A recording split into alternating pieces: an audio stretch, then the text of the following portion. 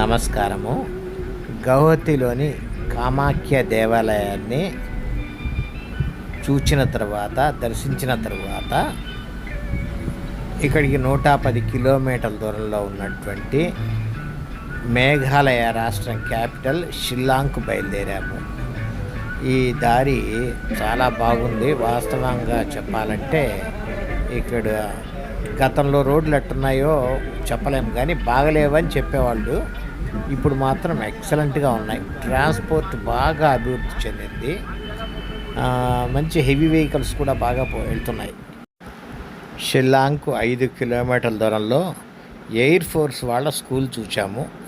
ఇది ప్రస్తుతం క్లోజ్ చేసి ఉన్నారు, ఎందుకో వాళ్ళ మెయింటెనెన్స్ కారణంగా. ఇది ఒక అద్భుతమైన ప్లేస్ అయి ఉండేది తెరిచి. మేఘాలయాల్లో వర్షాలు ఎక్కువ, కొండలు కూడా ఎక్కువ కాబట్టి అనేక జలపాతాలు ఉన్నాయి, కనుల విందు చేస్తాయి.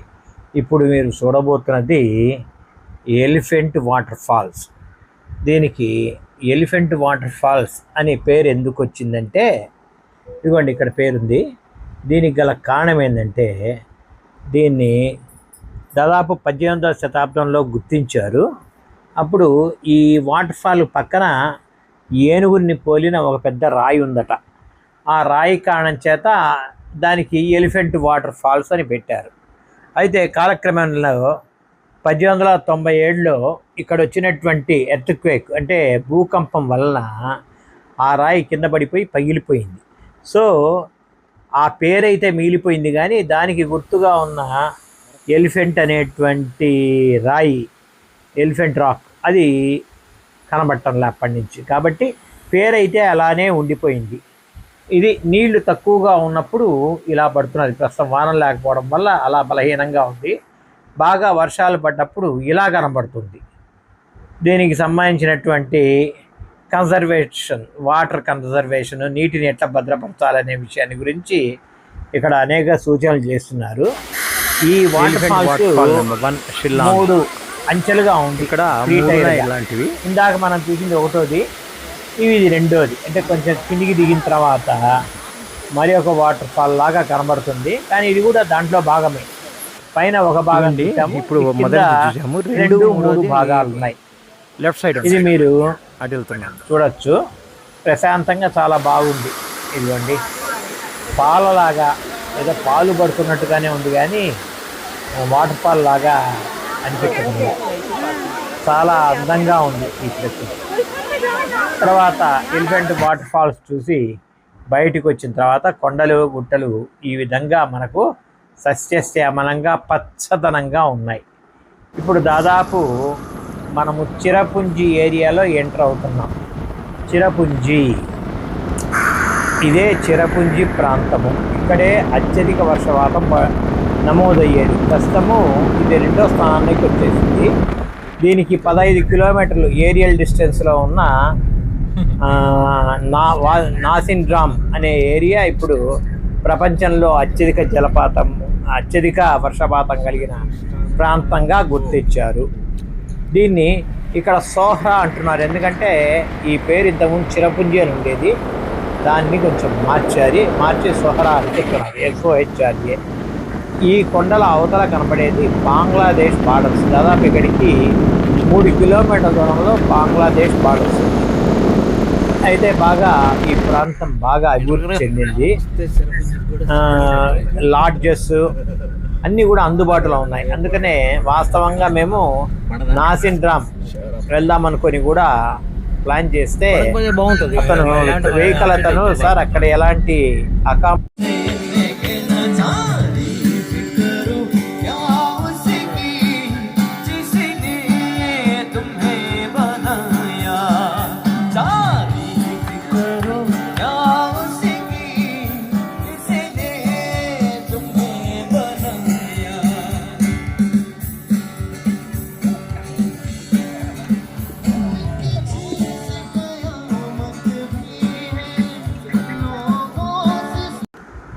ఇదే మనము ఫెమిలియర్గా చూస్తే 7 సిస్టర్స్ వాటర్ ఫాల్.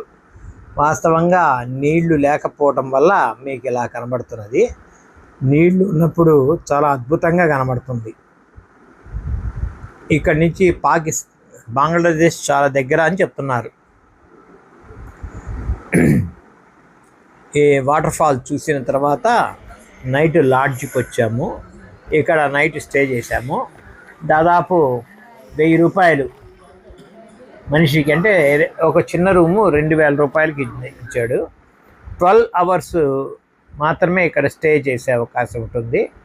మేము కూడా ఎడిదిరిగి పొద్దున్నే వెళ్ళాలనుకున్నాం కాబట్టి వాడితో ఎక్కువ డిస్కస్ చేయలేదు, నైట్ స్టే చేశాము. అయితే ఇక్కడెక్కడా కూడా వెజిటేరియన్ మీల్స్ దొరికే అవకాశం లేదు, అది గుర్తుపెట్టుకోండి. వెజిటేరియన్ అనుకున్న వాళ్ళు ఫ్రూట్స్ కానీ మరి ఏదైనా ఇతర ఆల్టర్నేటివ్స్తో అక్కడికి వెళ్ళడం బెటర్. దీన్ని మస్మాయ్ గుహ అని చెప్తున్నారు. ఇక్కడ కాస్త బాగుంది ఏరియా కూడా. అలా మెట్లెక్కి పైకి వెళ్తే లోపల మనకు విశాఖపట్నం దగ్గర ఉన్న బొర్రా కేవ్స్ లాగా ఇక్కడ కూడా కాల్షియం ప్రెసిపిటేషన్స్తో స్టాలిగ్నైట్ ఆ స్టోన్స్తో ఏర్పడినటువంటి గుహ లాంటి ప్రాంతం ఉంది. అది ఎక్కువగా లోపలికి పోవడానికి కొంచెం ఇబ్బందిగానే ఉంది, ఎందుకంటే జారుడుగా ఉన్నందువల్ల ఎక్కువ లోపలికి పోలేదు. ఎంట్రన్స్ దాకా పోయాము. ఎంట్రన్స్ దాకా నేను మీకు చూపగలను. చూసి ఇంకా అంతకన్నా ఇది ఇక్కడి నుంచి ఎంట్రన్స్, ఇంకా అంతకన్నా ఎక్కువ ఏం పెద్ద గొప్పగా లేదు. సో ఇక్కడి నుంచి రిటర్న్ అయ్యాం. ఇక్కడ టికెట్ కూడా ఉంది. ఇది నికాలికాలే వాటర్ ఫాల్, చిరపుంజి. ఇది దాదాపు గౌహతికి 160 కిలోమీటర్ల దూరంలోను, షిల్లాంగ్కు 60 కిలోమీటర్ల దూరంలోనూ ఉంది. అంటే ఇక్కడికి రావాలంటే వయ్యా షిల్లాంగే రావాల్సి ఉంటుంది. చూడండి ఎంత ప్రకృతి రమణీయతను కలిగి ఉందో ఈ ప్రాంతము. వాస్తవంగా చెప్పాలంటే గతంలో చిరపుంజిని ప్రపంచంలో అత్యధికమైనటువంటి వర్షపాతం నమోదయ్యేటువంటి ప్రాంతంగా చెప్తారు. ఇప్పుడు కూడా ఇదే, కాకపోతే కొద్దిగా 15 కిలోమీటర్ల దూరంలో ఉన్న మాసిన్ డ్రామ్గా చెప్తున్నారు. అంటే అది ఒకటైతే ఇది రెండో ప్లేస్ ఖచ్చితంగా ఉంది. ప్రపంచంలోనే అత్యధికమైన వర్షపాతం పడే ప్రాంతం. ఇప్పుడు వాస్తవం చెప్పాలంటే ఇది మే నెల 10వ తేదీ కాబట్టి వర్షాలు లేవు గత నెలగా. ఈ విధంగా వాటర్ ఫాల్ నెమ్మదిగా పడుతున్నది. ఎంత అద్భుతంగా ఉంటుందో వర్షాలు పడ్డప్పుడు. అసలు మనకి రావడం కూడా చాలా కష్టము. ఇక్కడ జీవన విధానం కూడా చాలా వెరైటీగా ఉంది. కాకపోతే బాగా డెవలప్డ్గా కనబడుతోంది. మంచి లాడ్జెస్ అన్నీ వచ్చాయి, బాగుంది. రెసిడెన్స్ కూడా బాగానే ఉంది, ఇక్కడ ఏం ప్రాబ్లం ఏం లేదు. కాకపోతే ఇక్కడికి రావడం చాలా కష్టం. ముఖ్యంగా మన ఆంధ్ర ప్రాంతాల నుంచి రావాలంటే మనకు ట్రైన్స్ కూడా చాలా కొద్దిగా ఉన్నాయి. నేనైతే వివేక ఎక్స్ప్రెస్లో వచ్చాను. ప్రకాశం జిల్లా కాబట్టి ఒంగోలు నుంచి వచ్చాను నేను. దాదాపు 1.5 రోజు ప్రయాణము. ట్రైన్ కూడా దాదాపు ఎప్పుడు 4-5 గంటలు డిలే అవుతూనే ఉంది. సో ఎనీహో గౌహతికి వచ్చి కామాఖ్య దేవాలయంలో అమ్మవారి యొక్క దర్శనం అనంతరం ఇక్కడికి వచ్చాము. ఈ వాటర్ ఫాల్ చాలా ప్రశాంతంగా ఉంది, మంచి లొకేషన్ కలిగి ఉంది. ఇక్కడ ముఖ్యంగా చెప్పాలి అంటే ఇక్కడ పీపుల్ కూడా వెరైటీగా ఉన్నారు. అంటే మనలాగా లేదు, ఇక్కడ మన ఫుడ్ దొరికే అవకాశం కూడా లేదు. కాబట్టి ఫుడ్ విషయంలో మనం తగు జాగ్రత్తలు తీసుకొని రావడమే బెటర్. ముఖ్యంగా హోమ్ స్టేస్ అని ఉన్నాయి. ఈ హోమ్ స్టేస్లో మనం కనుక అడ్వాన్స్గా బుక్ చేసుకుంటే మనం ఇక్కడ మన ఫుడ్ని ప్రిపేర్ చేసుకోవచ్చు. చట్నీలు, పొడులు అట్లాంటివి కనుక మనం తెచ్చుకోగలిగితే ఇక్కడ కంఫర్ట్గానే ఉంటుంది. ఏదేమైనా 1 రోజు 2 రోజులు అని ప్లాన్ పెట్టుకొని రాకూడదు. ఒక 3 or 4 days మినిమం అవకాశం ఇవ్వాలి. ఎందుకంటే న్యాచురల్గా 1 రోజు వర్షంతో ముగిసిపోతుంది. కాబట్టి కొంచెం ప్లాన్గా రావాలి. వచ్చి 2 or 3 days ఉండేటట్టుగా ఉంటే మనం టైర్ కాకుండా అన్నీ చూడగలము. చూడండి, ఈ వాటర్ ఫాల్ని ఒక 5 నిమిషాలు చూసి వెళ్ళిపోయినందువల్ల ఏం పెద్ద ప్రయోజనం అనిపించదు నాకు. ఒక 2-3 గంటలు ఆస్వాదించాలి, అప్పుడే దాని టేస్ట్ మనకు. సరే, ఎనీహో టైం కూడా చాలా ముఖ్యం కాబట్టి మనకు అంత టైం లేదు కాబట్టి కొంత గొప్ప మనం సరిగ్గా ఇలాంటి వీడియోస్ తీసుకోగలిగితే వీటిని జ్ఞాపకాలుగా పెట్టుకోవచ్చు. దీన్ని మనాలిక వాటర్ ఫాల్స్ అంటారు. ఇది చిరపుంజి. ఇక్కడికి అంటే గౌహతికి 160 కిలోమీటర్ల దూరంలో షిల్లాంగ్ మీదుగా వయా షిల్లాంగ్ రావచ్చు. సో చాలా బ్యూటిఫుల్గా ఉంది. వాతావరణం కూడా చాలా చల్లగా ఉంది. ఇలా చూస్తూ ఎంతసేపు అయినా స్పెండ్ చేయొచ్చు.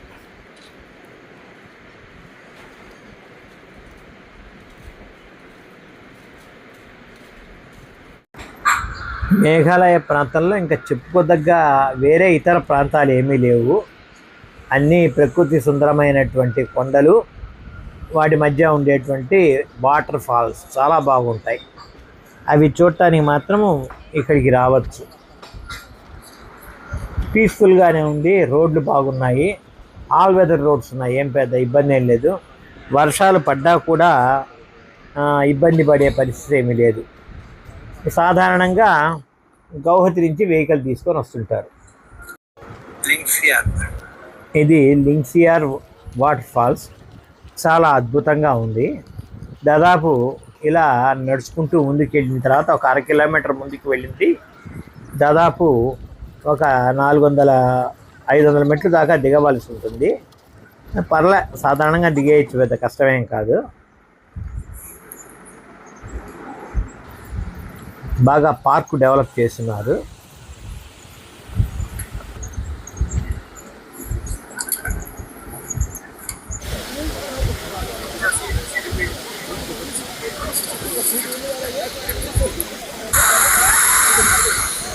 ఇది లింగ్సియార్ లేక్. చాలా క్రిస్టల్ క్లియర్ వాటర్ ఉన్నాయి.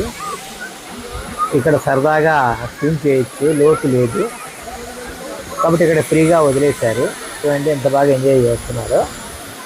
వాటర్ కూడా చాలా చల్లగా ఉన్నాయి, కానీ చాలా బాగుంటుంది, ఇక్కడ ఎంజాయ్ చేయాలి. ఇలాంటి ప్రాంతాలని చూడటానికి మేఘాలయ వెళ్ళవలసి ఉంటుంది.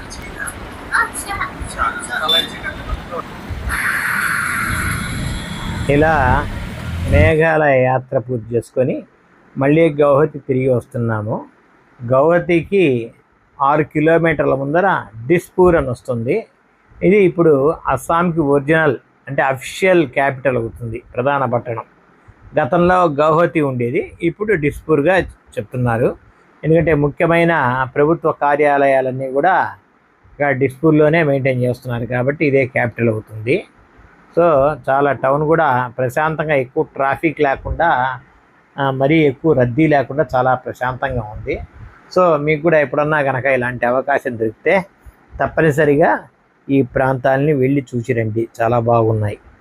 మన భారతదేశం చాలా విశాలమైంది, చాలా పెద్ద ఏరియా ఉంది. మనం చూడని ప్రాంతాలు కూడా చాలా ఉన్నాయి. ఔత్సాహికులు, ఉత్సాహం కలిగిన వాళ్ళు అవకాశం తీసుకొని ముందుకు పోవాలి. యాత్ర పూర్తయిన తర్వాత ఈ విధంగా అస్సాం మరియు మేఘాలయ 5 రోజుల యాత్రని పూర్తి చేసుకొని గౌహతి రైల్వే స్టేషన్ చేరుకున్నాము. పొద్దున 7 o'clock రావాల్సిన వివేక ఎక్స్ప్రెస్ 15 నిమిషాలు ఆలస్యమైంది. సో ఎనీహో బాగానే కవర్ చేశాడు. వేగంగా రావడానికి ఇదొక్కటే మనకు అందుబాటైన ట్రైన్. కాబట్టి ఎవరికైనా అవకాశం ఉంటే మీరు కూడా వెళ్ళి చూసి ఈ ప్రాంతాల్లో ఉండే ప్రత్యేకతని గమనించవలసిందిగా నా విన్నపము. మీకు ఈ వీడియో నచ్చితే లైక్ చేయండి, షేర్ చేయండి, సబ్స్క్రైబ్ చేయండి. జై హింద్.